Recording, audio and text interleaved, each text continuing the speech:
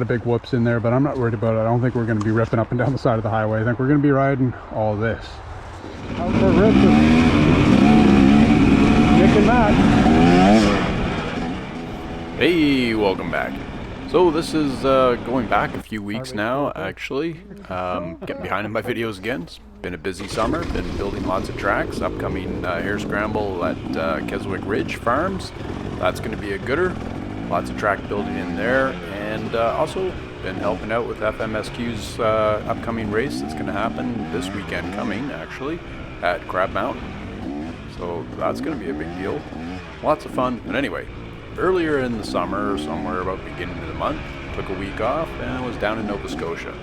And I let some people know that I was coming down, and I got an invite from Nick, who brought his friend Matt, and they took me out for a rip here. I've been here before on this part of the track, and this is in Coldbrook, Nova Scotia, but they showed me some other stuff. So here's that ride.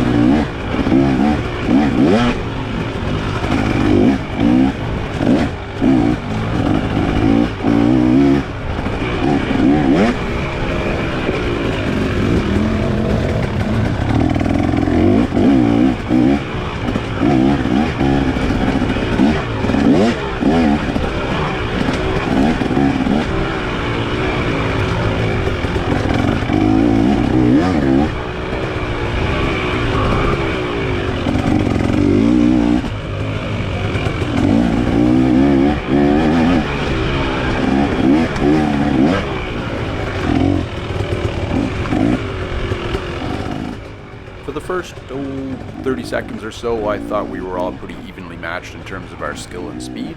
And at about 31 seconds into this ride, I figured it out that nope, no we're not. In fact, Nick's quite quick, and so is Matt. Nick was probably riding through this in 4th gear and setting a pretty decent pace for sure. Well, I say decent, I mean a fast pace. And Matt, I think, was just shepherding me along with lots of shoulder checks to make sure I was still there. And this was just a bit of a test, I think, to see whether I could do the next part of the ride. Just so it doesn't sneak up on you. Okay. So you're aware. You don't have to jump it. You can roll it, but just so you don't go flying and be surprised. Okay. Good.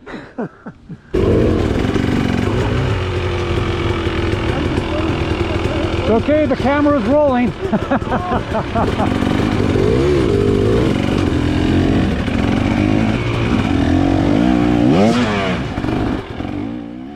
I believe both Nick and Matt race in the intermediate A's for the Ensora Hare Scramble Series. That's the Nova Scotia Off-Road Riders Association. And I've tried that class probably 3 years ago at Thistlehurt down in Cape Breton. And although I came off the line quite well and thought I was going to be okay, that didn't last very long. And I probably suffered the most I've suffered in quite some time, because I was probably the last person to come off the course, being too dumb to quit and too dumb to run out the clock. I probably rode for 3 hours. Yep, that was a tough one.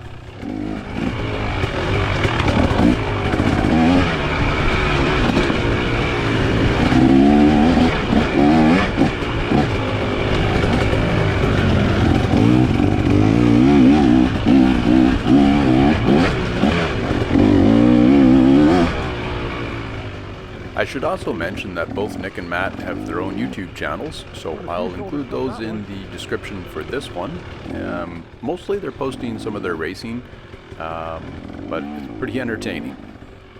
And unlike mine, where I cover my slow speeds with commentary, they're just showing the pure race, so it stands on its own merit.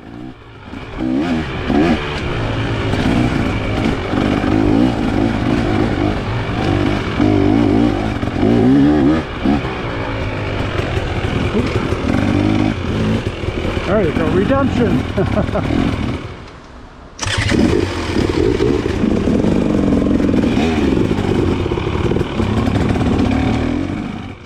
At this point, I've demonstrated that I'm at least competent and can stay up on 2 wheels and, for the most part, keep up. So it's time to move over to the Water Tower Trail. And that's going to be not so flowy.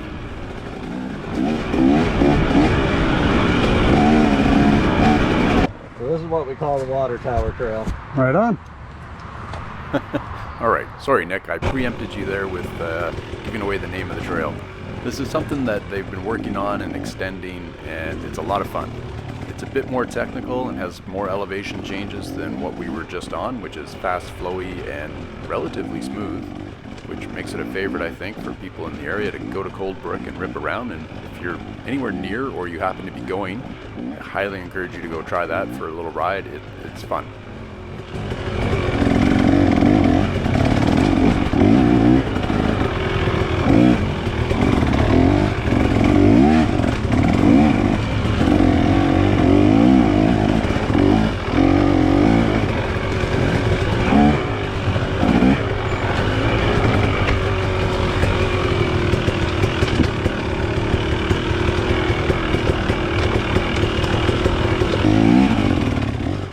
It always takes me a minute to recalibrate to ride where there's elevations and trees and stuff versus the faster flowy things.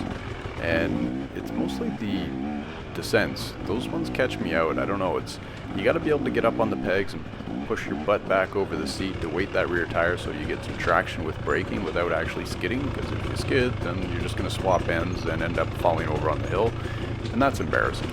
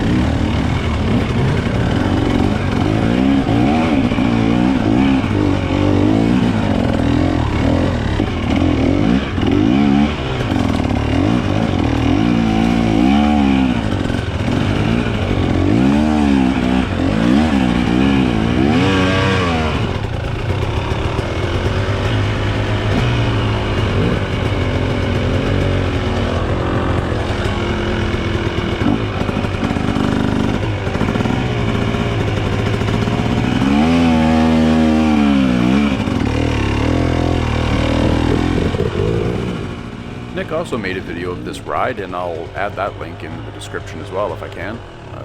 Haven't tried that. Shouldn't be that hard. Copy paste. I think I can manage that. What I can't manage is once I get up around this little corner, there's a bit of a side hill, and Nick describes it well in his video what you need to do to get over side hills like that without dropping the back end down the hill. You need to carry speed and kind of float over it, so when you hit that section where there might be some downhill routes, you kind of ease off the gas and glide over it, but you need a bit of momentum.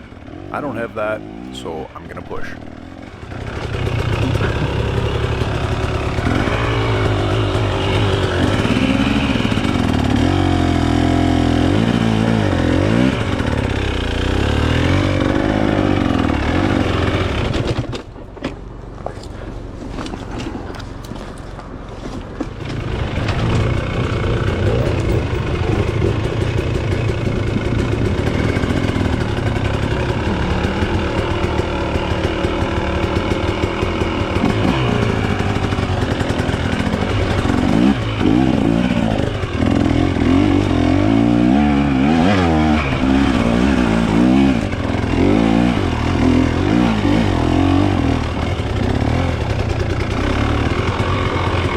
Getting a little tired now.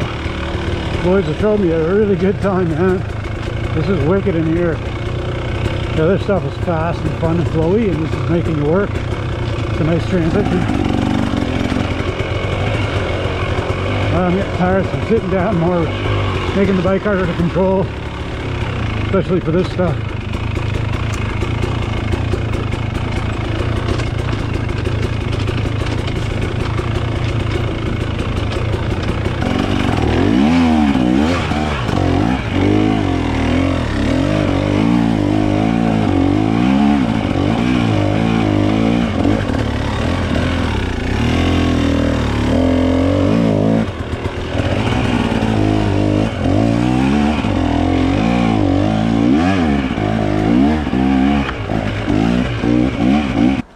you have options. Stony Brook, Switchbacky Rudy Hill, or Mega Steep Hill. All right, so up the riverbed, eh?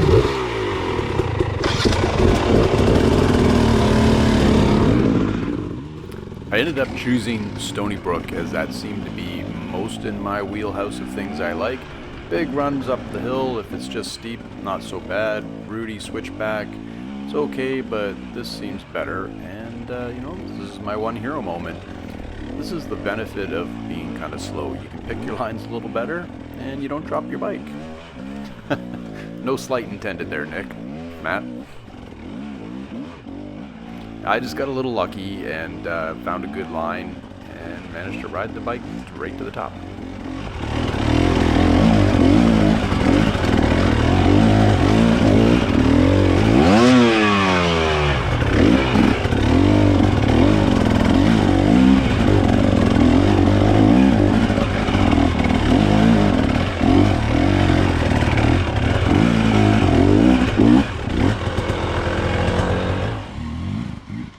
And both Nick and Matt make short work of the rest of the hill.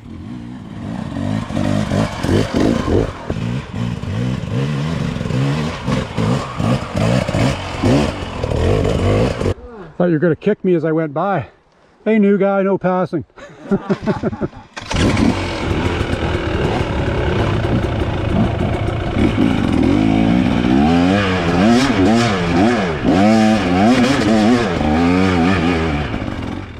Well, that pretty much brings us to the end of this video. There's going to be lots more because there's some good races coming up and lots of fun to be had. So thanks for joining. We'll see you in the next one.